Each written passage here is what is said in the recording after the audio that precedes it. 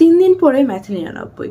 পরীক্ষার আগের দিন রাতে যে ম্যাথগুলো প্র্যাকটিস করে গিয়েছিলাম, পরীক্ষার হলে সেই ম্যাথগুলোই হুবহু কমন পেয়েছিলাম। এইভাবে তোমরা যদি প্রত্যেকটা অধ্যায় প্র্যাকটিস করতে পারো, তাহলে এসএসসিতে জেনারেল ম্যাথে 99 বা 100 পাওয়া তোমার কিন্তু কনফার্ম। 3 দিন পরে ম্যাথে 99। কথাটা তোমাদের কাছে অবিশ্বাস্য মনে হলেও আমি কিন্তু পরীক্ষার আগের 3 দিন স্ট্র্যাটেজিক্যালি রিভিশন দিয়েই ম্যাথে 99 পেয়েছিলাম। সারা বছর ম্যাথ তো সবাই করে, কিন্তু সবাই তো 99 পায় না। ইভেন কেউ A+ মিস করে, আবার কেউ ফেলও করে। এক্সামের আগের থাকা বন্ধে যারা সঠিকভাবে স্ট্র্যাটেজি মেনটেন করে রিভিশন দিতে পারে না, তারাই কিন্তু ভালো করতে পারে না।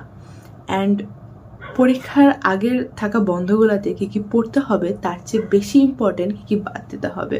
অ্যান্ড এই ভিডিওটা যারা লাস্ট পর্যন্ত দেখবা তাদের জন্য আমি আমার সময় যেই ম্যাথগুলো প্র্যাকটিস করে পরীক্ষার হলে হুবহু কমন পেয়েছিলাম, সেই ম্যাথগুলো তোমাদেরকে দিয়ে দেবো। সো আমি যদি আমার এক্সপিরিয়েন্স শেয়ার করি, তাহলে আমার ম্যাথ পরীক্ষার আগে 3 দিন বন্ধ ছিল।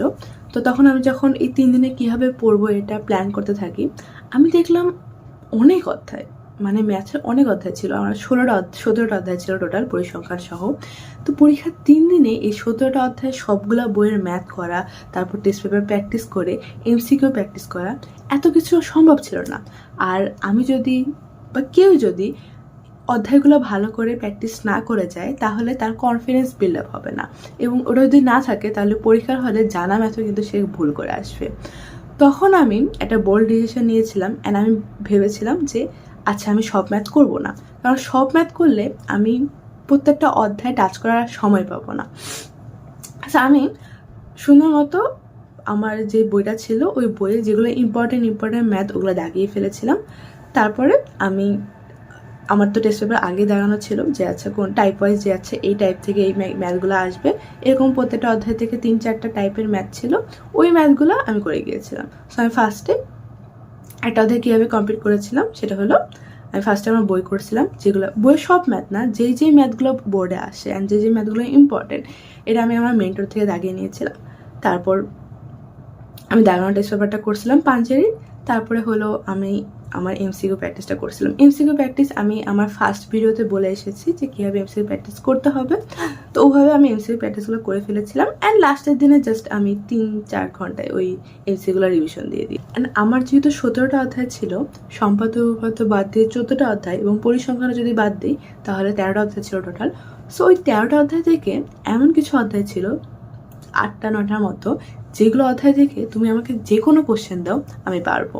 সো আমি ওই অধ্যায়গুলো এত ভালোভাবে রিভিশন দিয়েছিলাম এবং আমার মাঝে এমন একটা কনফিডেন্স আসছিল যে অধ্যায় থেকে মানে কোশ্চেনগুলো আমার একদম হুবহু কমন পড়ছিল, বা কমন না পড়লেও পরীক্ষার হলে আমার এমন একটা কনফিডেন্স বিল্ড আপ হয়ে গেছিলো যে আচ্ছা আমি পারবো।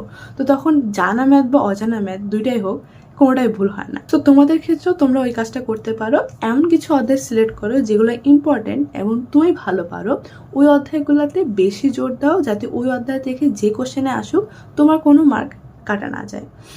অ্যান্ড তোমরা ফার্স্টে যদি রিভিশন পরীক্ষার আগে তোমাদের 2 দিন বন্ধ আছে, ওই 2 দিন বন্ধে বেশি অধ্যায় না, মাত্র 8টা অধ্যায়, তোমাদের রিভিশন দিতে বেশি প্যারা খেতে হবে না, বেশি টেনশন করো না।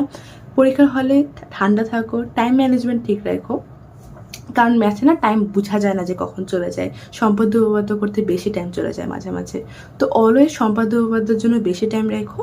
অ্যান্ড যে ম্যাথগুলো আমি দাগিয়েছিলাম ওই ম্যাথগুলো বই থেকে ভালো করে করো, বুঝে বুঝে সবগুলো ম্যাথ করো। কোনোটা টেস্ট পেপার থেকে দেখে দেখে বা জাস্ট অ্যান্সার মুখস্থ করো না, সবগুলো সুন্দর মতো হাতে লিখে লিখে বুঝে বুঝে করো। এবং তোমাদের জন্য এভাবে আমি সবগুলো সাবজেক্টেরই স্ট্র্যাটেজি এবং টিপস এবং আমি কীভাবে পড়েছিলাম সেটা শেয়ার করার চেষ্টা করব। এবং তোমাদের যদি কোনো কোশ্চেন থাকে তাহলে কমেন্টে জানাইও। আর দাগানো টেস্ট পেপারটা এবং দাগানো বইটা পাওয়ার জন্য আমার হোয়াটসঅ্যাপ চ্যানেলে যুক্ত হয়ে যাও, যেটা ডিসক্রিপশন বক্সে এবং পিন কমেন্টে লিঙ্কটা দেওয়া আছে। সো আল্লাহ হাফেজ।